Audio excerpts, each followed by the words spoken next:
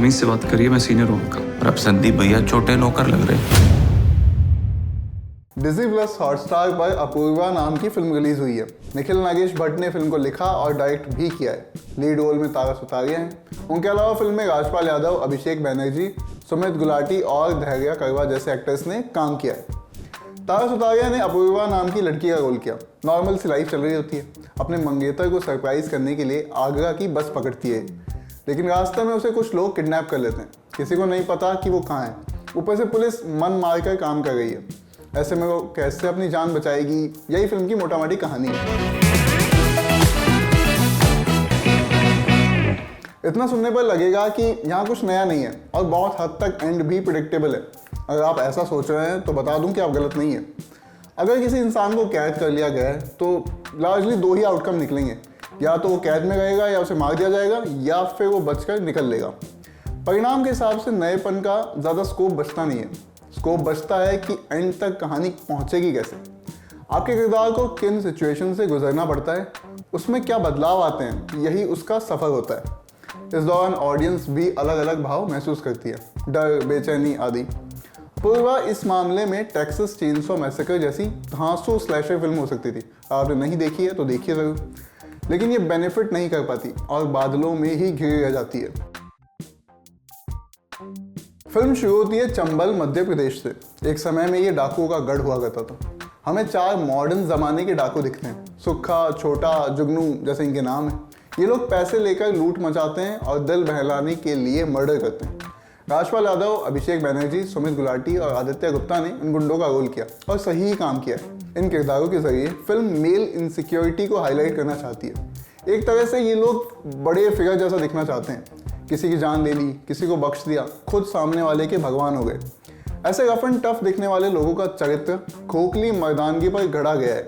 कैसे कद पर कमेंट किया, मर्दानगी को लिंक से जोड़कर देखा, इन बातों पर ट्रिगर हो जाते हैं, लड़ पड़ते हैं। फिल्म में उन चारों के घिनौनेपन के पीछे की जड़ भी यही खोखली मर्दानगी थी। इसी की उत्तेजना में आकर वो बिना सोचे फैसले लेते हैं।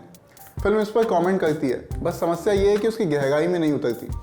इस मामले में कह सकते हैं कि फिल्म की लेंथ ही उसकी दुश्मन और मसीहा दोनों है। अच्छी बात यह है कि शुरुआती 15 से 20 मिनट के अंदर फिल्म अपने मुद्दे पर पहुंच जाती है। फिल्म की यही पेस उसे नुकसान भी पहुंचाती है। इतनी तेज़ी से निकलती है कि फिल्म के पास कोई इमोशनल डेप्थ नहीं रहती।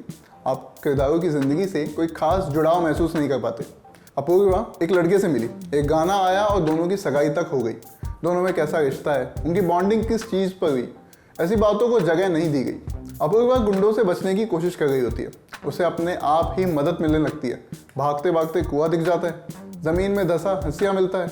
ऐसे फैक्टर किरदार का संघर्ष बहुत आसान कर देते हैं, साथ ही फिल्म की लिखाई को भी आलसी बनाते हैं। अपूर्वा को तारा सुतारिया का बेस्ट काम कहकर प्रमोट किया जा रहा था। स्टूडेंट ऑफ द ईयर 2 और उसके बाद आई अधिकांश फिल्मों में उन्हें ग्लैमर अपील के लिए रखा गया। अपूर्वा में उसकी कोई जगह नहीं थी। बेशक यहाँ वो अपने कंफर्ट जोन से बाहर निकली है, अच्छा काम भी किया है, बस फिल्म को जल्दी जल्दी भगाने के चक्कर में उन्हें ठीक से इस्तेमाल नहीं किया गया। उनके मन और चेहरे पर बेचैनी, डर को जगह देने की जगह फिल्म उन्हें अधिकांश शॉट्स में दौड़ाती ही गई। अपूर्वा एक आम लड़की थी जो अचानक से मुसीबत में फंस गई। ऐसे में फिल्म उसके डर से बहादुरी तक का जो सफ़र था वो तय नहीं कर पाती।